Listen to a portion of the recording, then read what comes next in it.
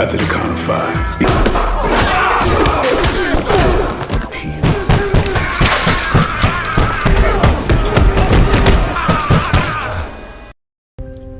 Film dimulai di sebuah kontrakan, di mana seorang mantan marinir AS bernama John mengalami sebuah sindrom pasca perang. Ia selalu teringat tentang kejadian saat perang berlangsung dan menyalahkan dirinya atas kematian teman-temannya.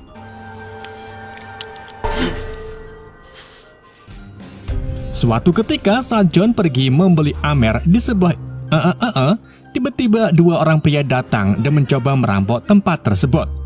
Kemudian, salah satu perampok menodongkan senjata ke arah John yang kebetulan sedang memilih Amer. Namun, John malah menyuruh perampok tersebut untuk menembaknya. Melihat tingkah John, sang perampok pun bingung. Sementara itu, di lain sisi, rekan perampok yang melihat kejadian segera menyuruhnya untuk segera menembak John. Sedangkan John malah menodongkan senjata ke arah mulutnya yang membuat sang perampok makin bingung.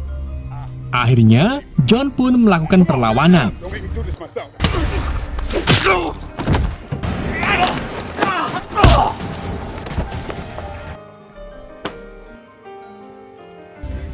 Setelah kejadian di supermarket, John kembali ke kontrakan guna menikmati Amer miliknya. Di tengah asik-asiknya mendem, John selalu teringat masa lalu saat ia menjadi marinir AS. Ia teringat kejadian di mana rekan-rekannya tewas dalam perang.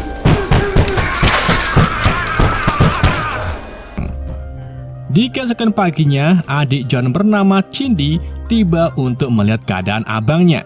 Cindy khawatir dengan sindrom yang diderita kakaknya. Namun John meyakinkan bahwa ia sehat walafiat. Setelah mengetahui keadaan abangnya, Cindy kembali untuk melanjutkan pekerjaannya sebagai seorang aktivis di Brasil. Scene berpindah ke Brasil, di mana saat seorang inspektur bernama Katrina sedang melakukan patroli. Tiba-tiba, ia dipanggil oleh seorang bocil untuk mengikutinya. Setelah mengikuti bocil tersebut, Katrina menemukan sesosok perempuan dengan luka parah yang tergeletak di tepi pantai. Rupa-rupanya, perempuan tersebut adalah Cindy. Katrina kemudian segera membawa Cindy ke rumah sakit. Setelah kejadian itu, seorang detektif bernama Tiago ditemani rekannya, Carlo, pergi ke kedutaan Amerika yang berada di Brasil guna melaporkan kasus tentang Cindy. Di sana, Tiago dan Carlo bertemu dengan konsul Amerika bernama Manny. Setelah melihat berkas yang diberikan oleh Tiago, Manny segera menghubungi John yang berada di Amerika mengenai kondisi adiknya. Rupa-rupanya, Manny adalah teman John yang saat berada di marinir AS sebelumnya. Sedangkan John yang mendengar berita tersebut segera terbang ke Brasil untuk mengetahui kondisi adiknya. Pada suatu hari, Katrina mulai mencari petunjuk dengan bertanya ke penduduk lokal favela tentang insiden yang menimpa Cindy. Di tengah wawancara, tiba-tiba suara tembakan terdengar. Katrina segera menuju ke asal suara tembakan tersebut, di mana di sana Katrina bertemu Tiago dan Carlo beserta anak buahnya sedang menangkap para warga favela yang diduga terlibat insiden yang menimpa Cindy. Dari arah kejauhan, tiba-tiba salah satu warga melemparkan batu ke arah Tiago, sedang Tiago yang refleks segera menodongkan senjatanya. Tak lama, penduduk favela juga ikut menodongkan senjata diikuti oleh anak buah Tiago. Ketegangan terjadi di antara kedua pihak. Karena situasi kian memanas, Tiago pun memutuskan untuk membuat taruhan dengan cara bewan untuk memecahkan ketegangan yang terjadi. Tiago membuat taruhan jika pihaknya menang, ia akan kembali untuk terus menangkap para warga. Namun jika pihak Tiago kalah, ia akan melepaskan penduduk yang ditahan dan tidak pernah kembali ke favela. Akhirnya, kesepakatan dibuat dan pertarungan singkat terjadi antara Carlo melawan salah satu penduduk favela yang dimenangkan oleh Carlo.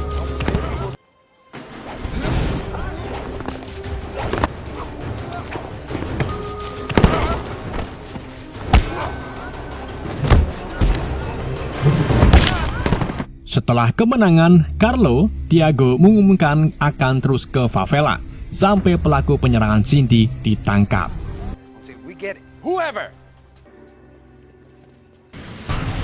Di tempat lain, John sudah tiba di Brasilia dan bertemu dengan Manny. Kemudian mereka berdua pergi ke rumah sakit di mana Cindy dirawat. Setibanya di sana, John yang melihat Cindy terbaring koma teringat masa lalu di mana teman-temannya tewas. Ia pun bertekad untuk membalaskan dendam. Tak lama berselang, Tiago tiba.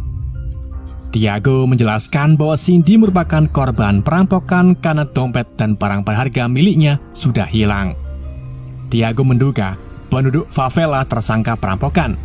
Mendengar berita tersebut, John bergegas menuju ke TKP ditemani oleh Tiago. Mereka tiba di kota favela dan bertemu dengan Katrina yang sedang bertugas di sana. Tiago lalu menyuruh Katrina untuk menemani John pergi melihat TKP. Namun, sesampainya di sana, John tidak menemukan bukti dan lanjut mengelilingi favela ditemani oleh Katrina. Di tengah ilang-ilang melihat suasana favela, Katrina menjelaskan bahwa favela merupakan tempat pengedaran narkoba. Pemerintah sudah angkat tangan untuk mengurus kota tersebut. Namun semua infrastruktur dan rumah sakit dibiayai oleh bandar narkoba sehingga kota favela terus berjalan dan maju. Karena tidak menemukan bukti, John pun kembali ke rumah sakit. Saat John masuk ke ruangan Cindy, ia sempat melihat suster Japanes yang kita sebut saja bernama Tukiyam sedang menyuntikkan obat. John mengira Tukiyam sedang melakukan perawatan biasa. Namun sesaat setelah Tukiyam pergi, Cindy tiba-tiba kejang.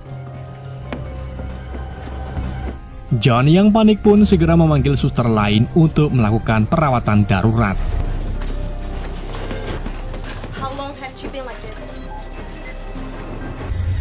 Setelah melakukan penyelidikan, rumah sakit tersebut ternyata tidak memperkerjakan seorang suster Jepang. Mengetahui ada seseorang yang ingin membunuh adiknya, John pun kembali ke favela, di mana di sana ia bertemu Kaku yang kebetulan memakai kalung milik Cindy. John segera menanyakan di mana Kaku mendapatkan kalung tersebut. Namun Kaku yang tidak mengerti bahasa Inggris cuma bisa pelongo-pelongo. Sedangkan John yang tidak mendapatkan jawaban segera mengajar Kaku.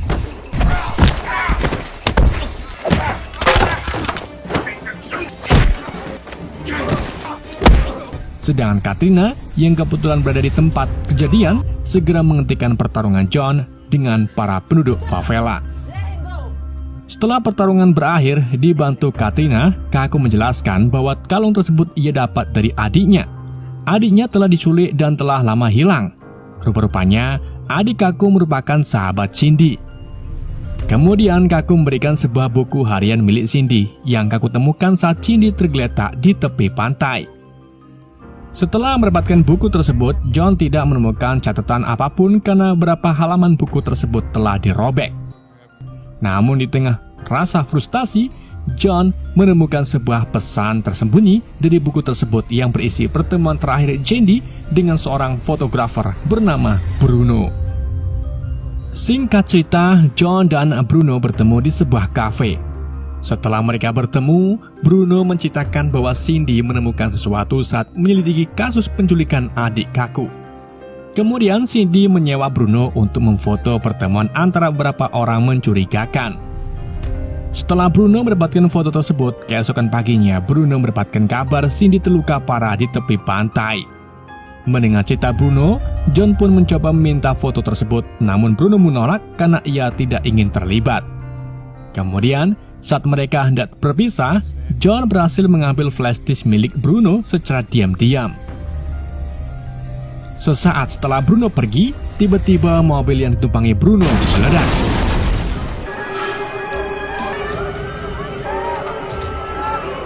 Setelah kejadian, John sempat melihat Tukiyam.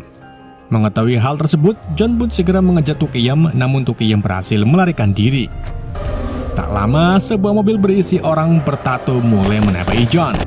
Tembak-tembakan tersebut mengenai seorang petugas yang kebetulan sedang berada di tempat itu. Kemudian, John mengambil senjata milik petugas untuk melakukan perlawanan.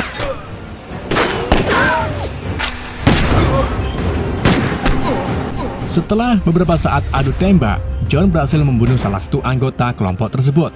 Karena gagal membunuh John, akhirnya mereka pun pergi meninggalkan tempat kejadian. Setelah pertarungan usai, John pergi ke tempat Manny guna melaporkan penyerangan sekelompok orang bertato dan memberikan flash disk berisi petunjuk tentang kasus Cindy. Mendengar cerita John, Manny pun menyimpulkan bahwa sekelompok tersebut merupakan Yakuza yang sudah lama bersembunyi di Brasil. Saat mengecek foto milik Bruno, Manny melihat seorang DJ bernama Mina yang sedang melakukan pertemuan di depan klub. Karena sudah mendapatkan petunjuk, John pun bergegas ke tempat klub di mana DJ Mina berada. Sesampai di sana, John melihat sekitar dan menemukan kesempatan saat DJ Mina pergi ke toilet ditemani oleh seorang pengawal. John yang mengikuti Mina ke toilet dengan mudah mengalahkan pengawal tersebut. Kemudian ia menghampiri Mina untuk menanyakan tentang foto dirinya yang sedang melakukan pertemuan. Awalnya Mina bungkam sampai akhirnya John mengajak Mina untuk berlatih renang di toilet. Setelah mendapatkan pelatihan renang, akhirnya Mina menyerah dan mengungkapkan bahwa dirinya sedang mengurus berkas transaksi penyeludupan dengan orang Jepang. Mina juga memberitahukan lokasi di mana ia akan mengantar berkas tersebut. Setelah mendapatkan informasi dan koper yang berisi izin untuk melakukan kegiatan ekspor, John dan Manny pun pergi menuju ke tempat para orang Jepang berkumpul.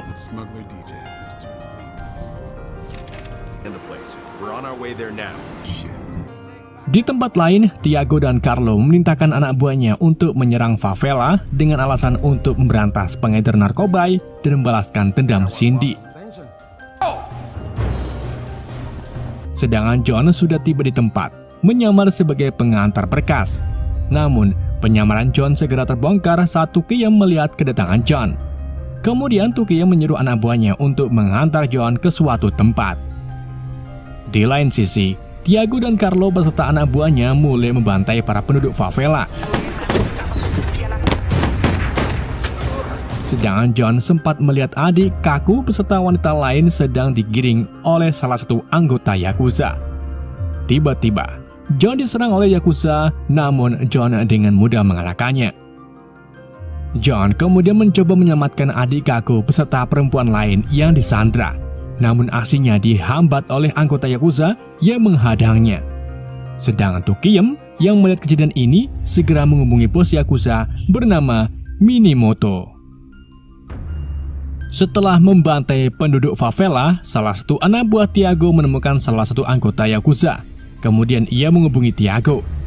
Setelah dihubungi, Tiago dan Carlo segera ke tempat di mana anggota geng Yakuza berada.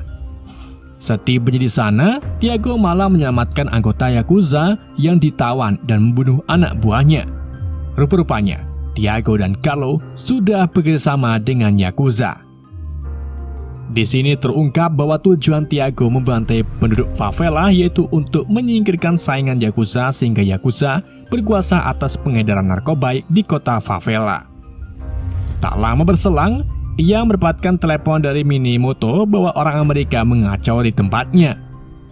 Mengetahui hal itu, Tiago pun memerintahkan semua anak buahnya pergi ke lokasi di mana John berada lewat radio. Di lain sisi, Katrina yang mendengar pesan Tiago ikut pergi ke lokasi kejadian. Scene kembali di mana John berhasil mengalahkan para geng Yakuza.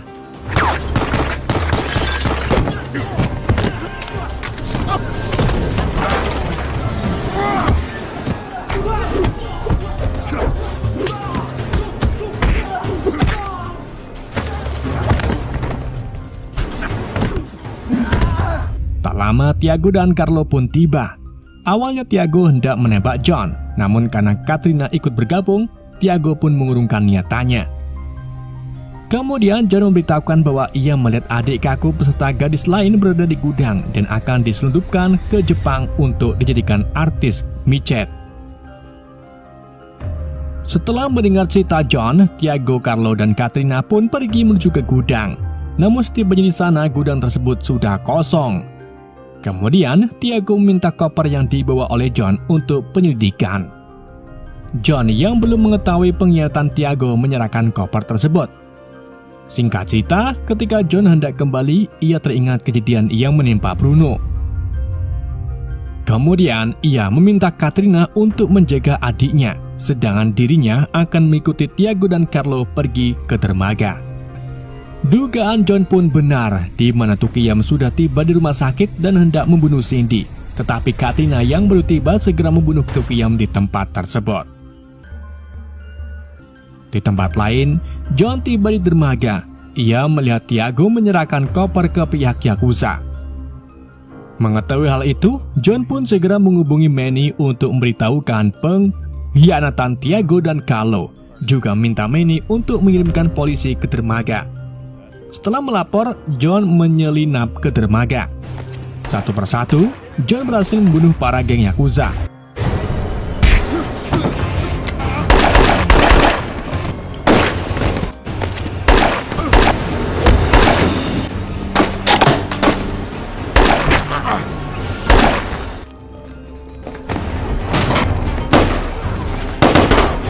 Singkat cerita, setelah John berhasil menyingkirkan beberapa geng Yakuza, John bertemu dengan Minato, Tiago, dan Carlo. Pertarungan antara 3 vs 1 pun terjadi.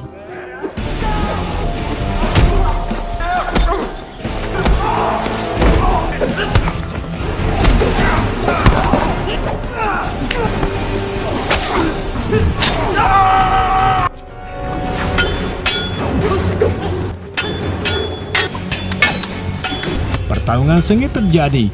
Sampai pada harinya, John berhasil membunuh Minamoto.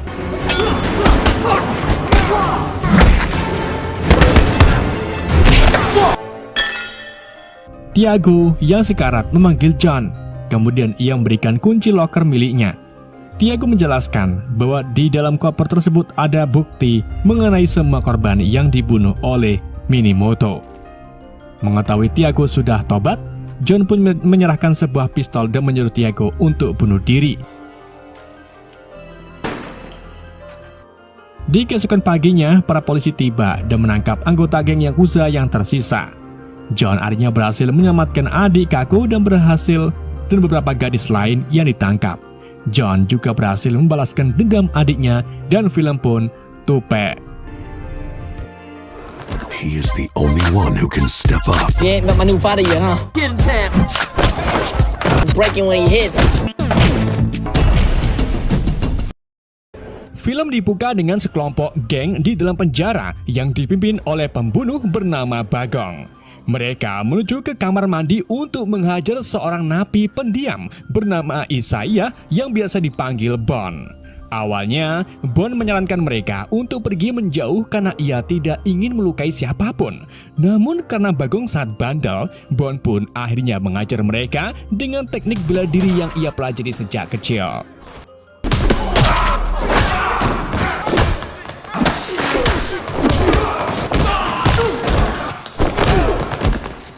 Singkat cerita, setelah keluar dari penjara, Bon kemudian pergi ke rumah penginapan untuk memesan sebuah kamar di wilayah Los Angeles. Ia dipandu oleh pemilik rumah bernama Tamara yang memiliki pekerjaan mulia sebagai pengasuh 3 anak yatim. Dikarenakan wilayah mereka memiliki kriminalitas tingkat tinggi, Tamara pun memberikan aturan kepada Bon berupa tidak boleh membawa bondolan, senjata, obat-obatan, dan tentu saja minyak zaitun. Malam harinya, Bon sengaja pergi ke arena pertarungan bawah tanah yang dikelola oleh promotor bernama Pinball.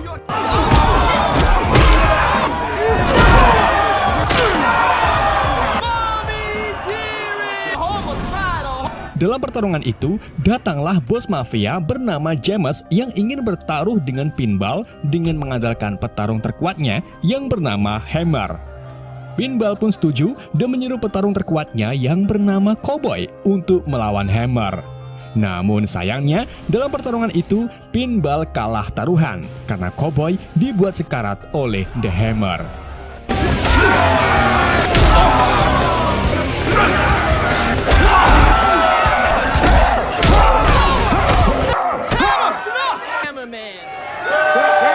Setelah pertarungan, Pinball didatangi Bon yang secara tiba-tiba ingin mengatur pertarungan melawan Hammer.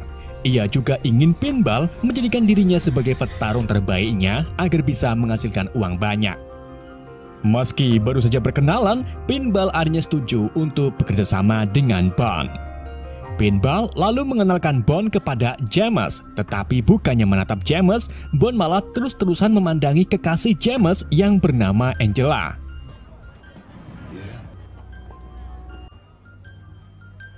Setelah perkenalan, Bond dites oleh Pinball untuk mengalahkan seorang petarung milik bos laundry bernama Big L. Dalam pertarungan itu, Bond menunjukkan keahlian dan berhasil mengalahkan Big L hanya dengan 2 kali tendangan saja. Hal itu pun tentu saja membuat Pinball terkesan dan semakin semangat untuk menjadikan Bond sebagai petarung terbaiknya. Pinball lalu mengantar Bond pulang. Tapi di dalam perjalanan, Bond kepo tentang Angela, kekasih James. Pinball pun menyarankan Bond agar tidak berurusan dengan James karena James seorang mafia sekaligus pembunuh yang memiliki jaringan di kepolisian. Pinball kemudian sedikit menceritakan tentang Angela, di mana dulunya saat Angela sedang hamil, suaminya dijebak oleh James ke dalam kasus pembunuhan, dan saat suaminya dipenjara, James merebut Angela serta menjadikannya seorang pecandu, bahkan sampai ia melahirkan seorang anak.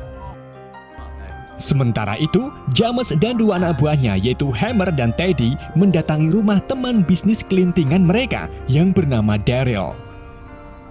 Awalnya, situasi di sana aman-aman saja. Namun setelah istri Daryl menyetel lagu Runkat, James tiba-tiba membunuh Daryl dengan pedangnya.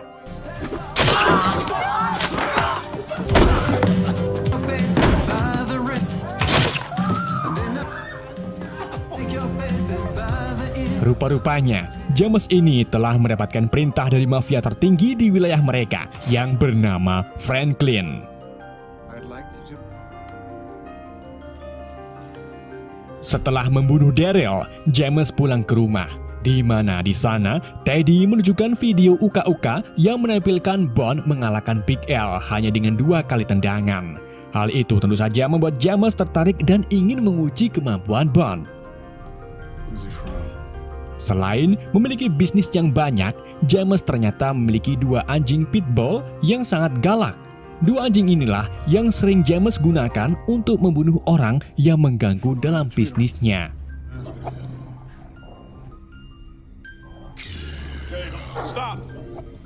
Keesokan harinya, Bond terlihat sudah akrab dengan keluarga Tamara, termasuk ayah Tamara yang bernama Roberto, di mana Roberto ini pekerjaannya hanya bermain catur di teras rumah saja. Di saat itu juga, datanglah Pinball yang akan membawa Bond ke pertarungan bawah tanah milik bos telur puyuh.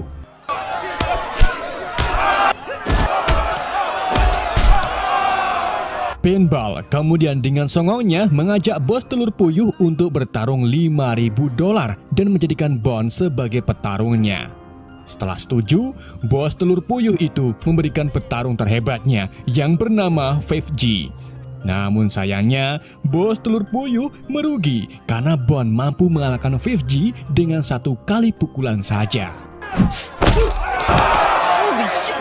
Sayangnya, Pinball yang terlalu bergembira tak sengaja keceplosan dengan mengatakan kalau Bond ini mampu mengalahkan 2 orang sekaligus, guys. Hal itu pun membuat bos puyuh menaikkan harganya agar Bond mau melawan 2 petarung sekaligus.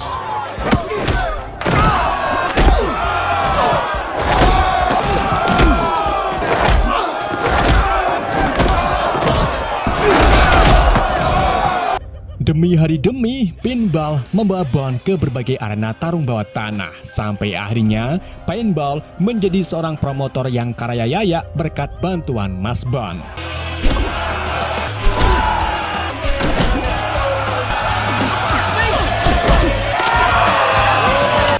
Pada suatu hari, saat Bond baru pulang dari pertarungan, ia dipergoki oleh Tamara yang melihat banyak luka di wajah Bond akibat mendapatkan pukulan. Tamara pun mengambil perlengkapan P3K untuk menambal luka di wajah Bond. Di sini, Bond bertanya tentang salah satu anak asuh Tamara yang bernama Jared yang setiap pagi dan sore selalu duduk di samping jendela. Tamara lalu menceritakan kalau ayah Jared meninggal saat di dalam penjara, sedangkan ibunya entah di mana setelah bertemu dengan seorang bos mafia.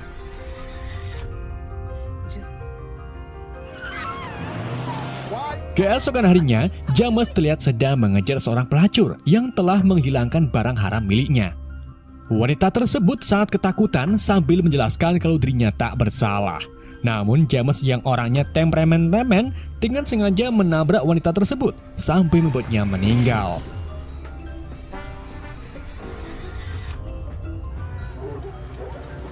Ketika James hendak keluar gang, ia tak sengaja berpapasan dengan Roberto yang baru saja membeli seblak.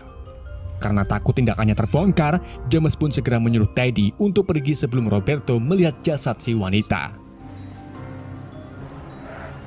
Singkat cerita, pertarungan antara Bond dan Hammer pun diadakan. Namun sebelum bertarung, Hammer ternyata mengonsumsi cairan adrenalin sehingga saat dipukul nanti ia tidak merasa sakit. Itulah mengapa Hammer selalu menang saat melawan petarung andalan para bos-bos. Akan tetapi, saat di dalam pertarungan, semua yang dilakukan oleh Hammer itu sia-sia. Karena Bond mampu memukul Hammer berkali-kali, bahkan tidak memberi kesempatan kepada Hammer untuk memukul balik. Alhasil, Hammer pun berhasil dikalahkan oleh Bond, yang sama sekali tidak terluka. Kemampuan Bond tentu saja menarik perhatian James. Ia pun mengundang Bond dan Pinball untuk berpesta di rumahnya.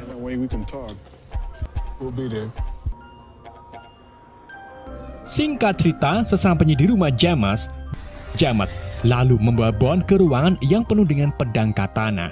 Usut punya usut, ternyata James ini sangat menggemari seni bela diri, termasuk seni sentuhan 5 jari.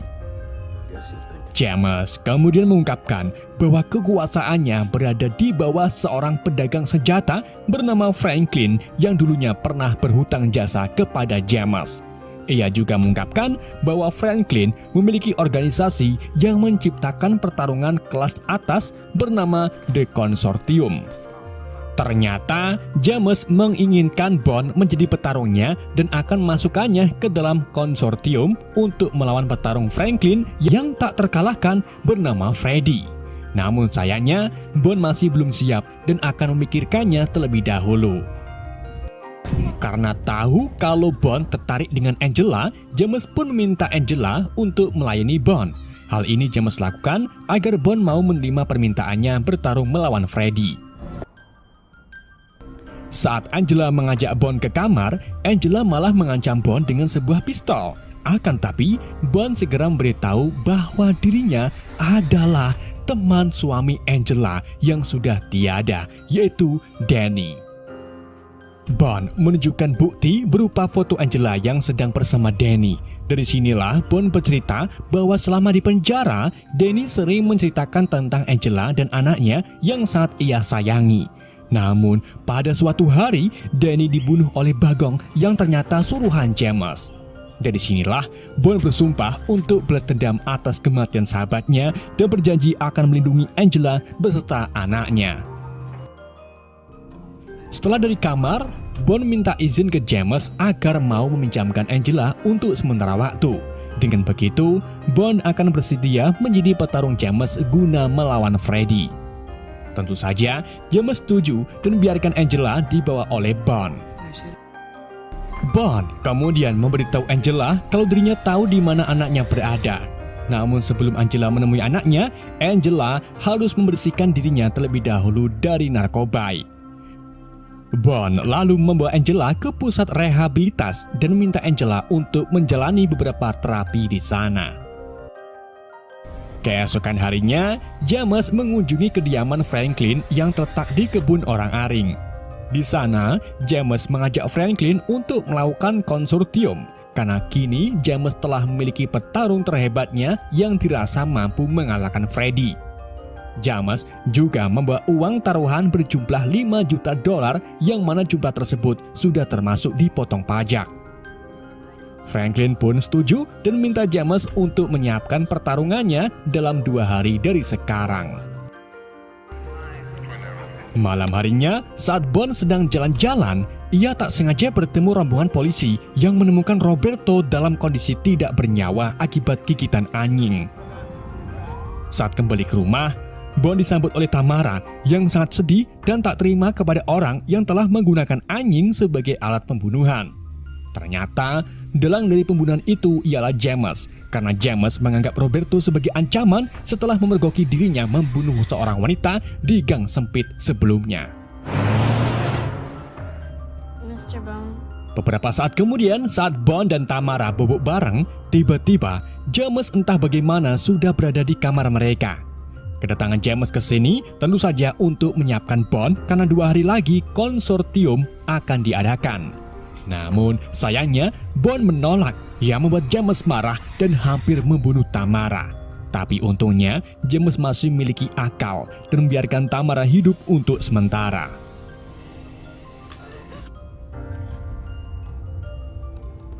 Setelah dari sana, James meminta Teddy menyiapkan para anak buahnya untuk menangkap Pinball, Angela, Tamara, dan anak asuhnya sebagai ancaman agar Bond mau menerima tawarannya. Orang pertama yang akan mereka tangkap adalah Pinball yang sedang berada di sebuah klub malam. Tapi untungnya, sebelum Pinball ditangkap, Bond datang dan langsung membunuh anak buah James termasuk Hammer. Setelah itu, keduanya pergi ke pusat rehabilitas untuk menyelamatkan Angela. Sesampainya di sana, Pinball dan Bond berhasil menghabisi para anak buah James termasuk Teddy.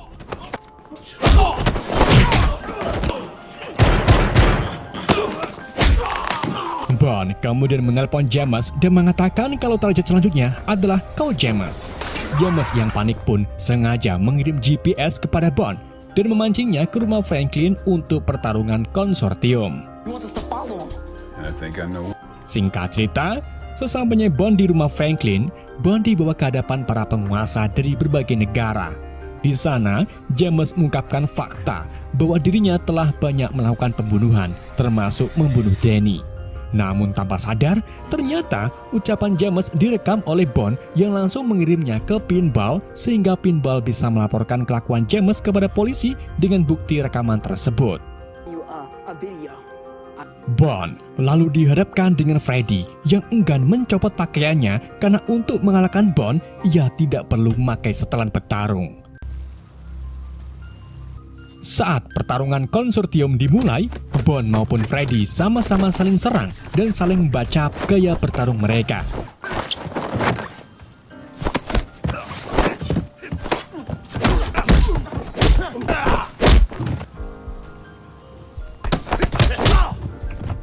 Setelah menemukan kelemahan Freddy, Bond langsung menghajar Freddy secara habis-habisan dan akhirnya ia pun berhasil membuat Freddy masuk ke dalam kunciannya. Namun, di sini Bond sengaja mengalah agar James kehilangan uang 5 juta dolarnya. Hal itu tentu saja membuat James marah. Ia pun mengunus pedangnya dan bersiap untuk membunuh Bond. Namun siapa sangka Bond malah mendapatkan bantuan dari Franklin berupa memberikan Bond pedang. Tetapi Bond malah membuang pedangnya dan hanya menggunakan selongsongan saja untuk mengalahkan James. Dalam pertarungan itu, Bond berhasil mengalahkan James dengan memotong pergelangan tangannya.